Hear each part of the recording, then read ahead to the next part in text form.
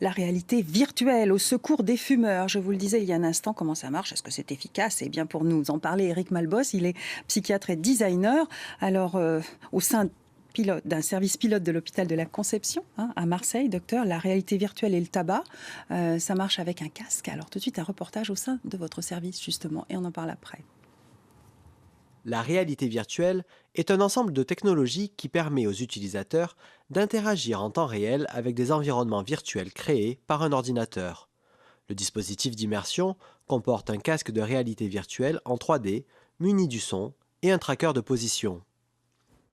L'essai clinique concernant l'arrêt du tabac a pour objectif de tester l'efficacité de la réalité virtuelle sur les personnes qui ont décidé d'arrêter de fumer.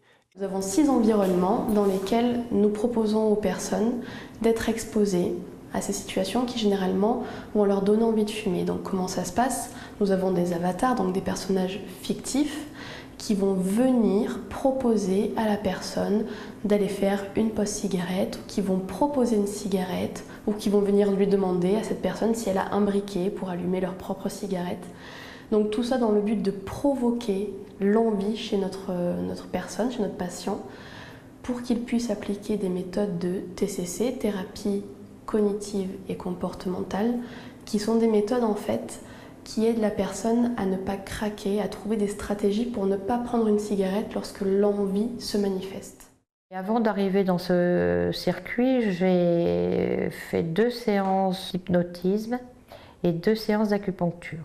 Mais je me suis surprise à fumer une cigarette de temps en temps et là j'ai dit oula, je suis sur la mauvaise pente. C'est vrai qu'aujourd'hui je suis dans une étape où je n'ai pas envie, si on ne me parle pas de cigarette, j'y pense même pas. Mais je ne saurais pas vous dire exactement la technique employée. Je sens que ça se fait naturellement. Docteur Éric Malbos, donc c'est vous hein, qui pilotez cet essai. C'est expérimental encore hein, maintenant, cette utilisation de la réalité virtuelle au service des non-fumeurs, des fumeurs qui ont envie de rechuter. C'est un peu le supplice de Tantale, là? C'est quoi le principe? Et oui, c'est le problème, c'est que la tentation, quand on arrête, est permanente. Quand vous êtes dans un bar, quand vous allez dans des soirées, sans arrêt, vous avez des personnes qui vont vous proposer des cigarettes, d'aller fumer à l'extérieur, la petite cigarette à la fin du repas, la cigarette à la pause café. Donc du coup, la personne qui arrête est sans arrêt incitée en fait. Et c'est dans ce domaine qu'à la PHM, au CHU Conception, on intervient pour aider ces personnes qui ne veulent pas rechuter. Alors, vous utilisez la réalité virtuelle. Le casque, il est là, on l'a vu dans Exactement. le reportage. Et c'est vous êtes designer, en plus d'être psychiatre, hein, designer 3D, qui avez créé, donc reconstitué hein, ces images de synthèse que voici. Regardez. Je vais me faire une pause clope là. Tu viens? Bah allez, juste pour me tenir compagnie quoi. On se fume une clope? Il faut que je me détende. Ah mais oui, tu m'avais dit que tu avais arrêté. Allez, une dernière. J'ai pas envie de fumer toute seule. Ça, docteur, ce sont les images que vos patients hein, voient dans le casque. Comment ça marche? C'est une espèce de jeu vidéo, en fait. C'est un peu comme un jeu vidéo où vous baladez, hein, c'est pas un film, hein, vous contrôlez tout, vous pouvez ouvrir les portes, il y a des avatars qui viennent vers vous et vous leur parlez, comme vous avez vu, hein, allez viens, on va se fumer une clope, c'est la pause café. Donc le patient interagit dans ces environnements créés par ordinateur. Après nous, en tant que psychiatre, on leur parle en même temps pour les aider à réviser les techniques, parce qu'il faut savoir quoi faire quand on est immergé par cette envie de fumer. Et c'est là qu'on intervient, on leur parle en même temps. Donc il y a un véritable dialogue qui se fait en même temps que le patient porte le casque et est en réalité virtuelle. D'accord, donc ce sont des séances, hein, comme des séances de psy. Ça dure 1 heure et il faut répéter, j'imagine, l'exercice fréquemment. À peu près 40-50 minutes et on propose 8 séances au rythme d'1 par semaine. Donc oui, les séquences doivent être répétées pour l'apprentissage. Alors donc le supplice, hein, pour les gens qui ont envie de fumer à nouveau, enfin, qui seraient tentés de rechuter, qu'est-ce qui se passe dans le cerveau qui fait qu'ils vont ne plus fumer et ne pas rechuter? Comment ça fonctionne?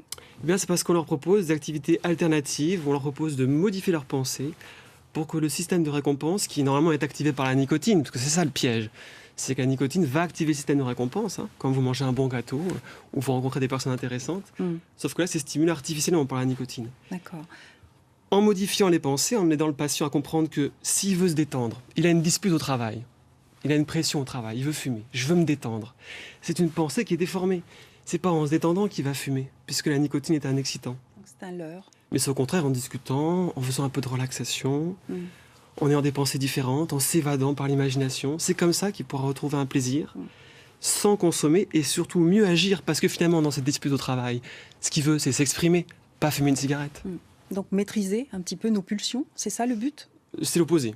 Ne surtout pas maîtriser. Si bon vous maîtrisez, C'est vrai? c'est comme l'anxiété, l'envie de fumer augmente. Il faut accepter, vous laisser venir, vous laisser submerger par cette envie de fumer. Et après, comme c'est temporaire, ça finit par chuter. La réalité virtuelle, donc, elle a été testée avec succès pour d'autres addictions. Et pour le tabac, c'est encore balbutiant. Est-ce que vous avez déjà de bons résultats? Oui, absolument. Nous avons traité jusqu'à présent, donc, dans le service du professeur Lançon au CHU Conception, 62 personnes qui ne veulent pas rechuter. Et on fait des mesures pour s'assurer qu'elles ne rechutent pas, bien sûr.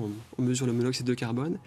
Et 72% n'ont pas rechuté jusqu'à présent. Bon résultat. Oui, C'est bon résultat. encourageant. On est content. Voilà. Après, donc c'est un peu une expérience pilote à Marseille que vous menez pour la généraliser après à l'ensemble des services qui le souhaitent, c'est ça? C'est quoi le but? Les services, mais pas seulement les services, c'est aussi les psychiatres et les psychologues en cabinet, dans les cliniques, pour qu'on puisse apporter une aide, que le service public apporte une aide à tous nos citoyens. D'accord. Donc ce traitement est nouveau, il est gratuit, vous faites appel à des volontaires Absolument. pour à nouveau des cobayes, si on peut dire.